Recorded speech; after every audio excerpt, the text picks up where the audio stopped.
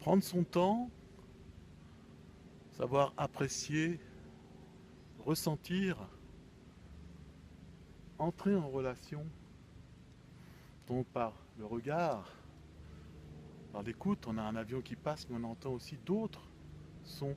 La rivière au loin, bruissement des feuilles, le vent qui souffle dans les arbres, qui nous chante une mélodie. On peut entrer dans justement cette relation avec nos oreilles, relation aux vibrations sonores, aux harmoniques, essayer de retrouver ces harmoniques. On va essayer de les ressentir dans notre corps, que tout va se passer aussi par l'intermédiaire et le filtre de notre corps, de notre ressenti. Encore une fois, une présence corporelle. L'odorat, l'humus, là, il y a une humidité aujourd'hui dans cette forêt aux couleurs d'automne. Il y a cette vibration du soleil qui apparaît, cette chaleur qui est là. On a tous les éléments présents, sous une forme ou sous une autre.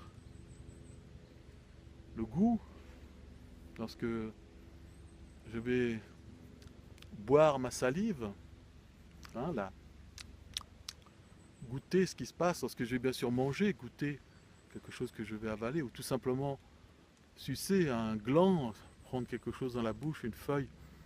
C'est des choses qu'on fait rarement, d'aller auprès d'un arbre, de le sentir, de le caresser, de le prendre dans nos bras. Hein. Là, comme je suis en train de filmer, je ne vous montre pas, mais c'est vraiment des exercices tout simples. Et à force de faire ce genre d'exercice, eh bien, il va se passer des choses. On va entrer en relation, on va apprivoiser, on pourrait dire, un petit peu les esprits de la nature, mais on va surtout se faire apprivoiser par eux. Ils vont nous apprendre aussi à entrer en relation avec eux, ils vont nous apprendre à vivre avec eux. Comme les animaux. Lorsqu'on a des chats à la maison, des chiens, etc., on pourrait dire qu'on leur impose notre volonté. Mais si on regarde bien, ils vont nous apprendre à être avec eux, à entrer en relation avec eux. Ils vont nous apprendre beaucoup de choses par l'expérience, le vécu. Et ça ne se fait pas en une fois. Ça se fait en de nombreuses fois. Hein. J'ai un ami qui travaille en éthologie, il travaille même avec d'autres manières, la manière très amérindienne, avec les chevaux.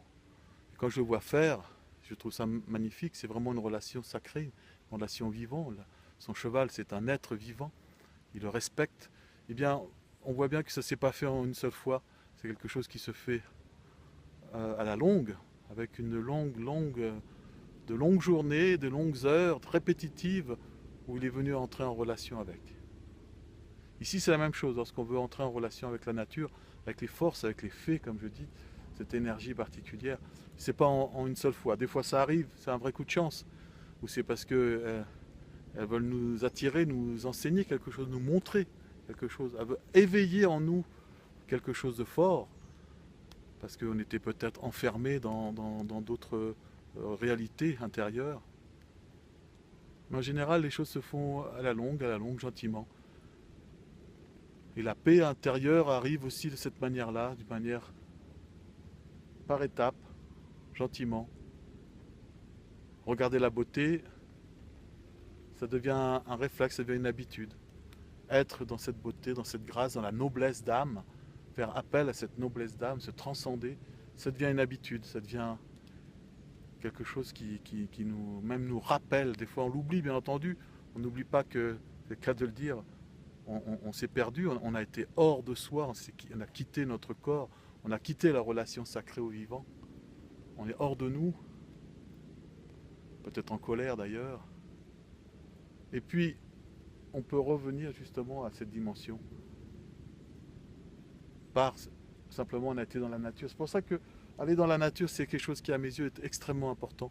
Et je vous encourage donc à aller marcher sur le sentier de l'arbre aux étoiles, aller à la rencontre du vivant, à la rencontre des arbres, des animaux, des rochers, mais aussi aller à la rencontre des humains. Avoir une relation sacrée avec les humains, c'est aussi quelque chose qui est extrêmement important, bien entendu. C'est presque la conséquence du travail qu'on peut faire. C'est on veut entrer en relation avec un être vivant. Un être humain n'est pas un numéro, c'est pas une étiquette, ma secrétaire, mon directeur, le chauffeur ou je ne sais quoi d'autre, le maître d'école. Mais c'est bien un être humain, un être vivant. et on veut entrer en relation avec cet être vivant-là. Du coup, beaucoup de choses vont changer. Et aujourd'hui, dans le monde tel qu'on est, on a perdu ce lien au sacré, ce lien au vivant, et c'est pour cela que le monde est si mal en point et que nous détruisons tout ce qui est autour de nous. On a oublié, et justement, la nature, les esprits, les forces, le soleil, la terre, les quatre directions, éveillent en nous un sentiment de beauté, d'harmonie, un manque aussi qu'on cherche à combler, pour retrouver ce sentier de l'arbre aux étoiles, pour retrouver ce sentier de cette relation au vivant. Encore une fois, les moments de magie, de grâce, elles sont au quotidien. À chaque fois qu'on va dans un lieu de forêt, encore une fois, avec cette envie d'être en relation avec le vivant, cette envie de partager un moment de grâce avec les esprits de la nature, avec les forces de la nature, on va avoir des rencontres assez extraordinaires. Par exemple, ici, dans cette luminosité, ces couleurs d'automne encore, déjà tardives, on voit un paillard là qui me montre complètement la luminosité de ces couleurs, qui me donne ce moment de grâce, ce moment de beauté, et qui vient partager cette beauté, à condition aussi de savoir la regarder. Parce que souvent on a ce problème, c'est que les gens traversent des lieux magiques et puis on pourrait dire, ne savent pas l'apprécier, n'ont pas ce regard d'ouverture. Et c'est quelque chose qu'on doit développer. De la même manière qu'on doit développer une présence, une qualité de présence, une densité d'énergie, de présence par une conscience corporelle, encore une fois toujours ce que je raconte, l'arbre aux étoiles, profondément enraciné, cette conscience du mouvement, cette conscience de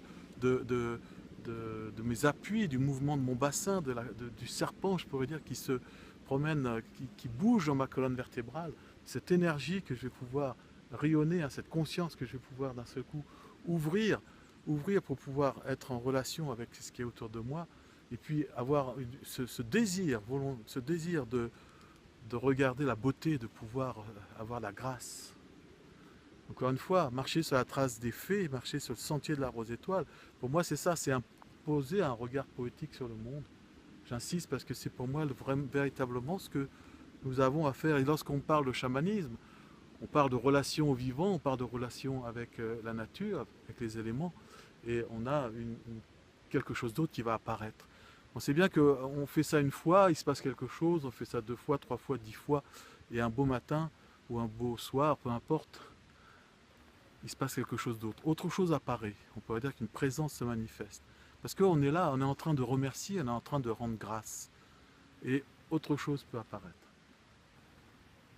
On fera bien la distinction avec ce qu'on appelle le chaman qui lui va travailler dans les forces, dans les mondes, d'autres mondes. Il va partir dans d'autres états de conscience, il va partir dans d'autres mondes. Il va aller récupérer une âme qui est partie de son corps, qui s'est détachée.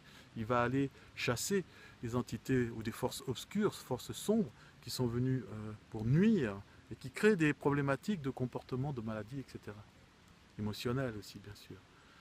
Ça, c'est un travail particulier. On pourrait dire qu'on pourrait devenir chaman, mais surtout, on est chaman, comme certains ont des dons de guérison ou des choses comme ça. Ici, par contre, la démarche, c'est de marcher dans la beauté, de retrouver cette âme indienne en nous, qui va nous permettre de marcher dans la beauté, de rendre grâce en permanence. Et bien on va se rendre compte qu'on a bien cet échange. La nature nous le rend. Les animaux, comme tout à l'heure, les animaux apparaissent. Furtivement, ils viennent nous faire un petit bonjour. On pourrait dire que, effectivement, dans un moment magique comme celui-ci, où on a ces arbres magnifiques qui nous montrent tant de beauté et de luminosité, avec un rayon de soleil particulier qui apparaît, alors on est dans un moment de grâce.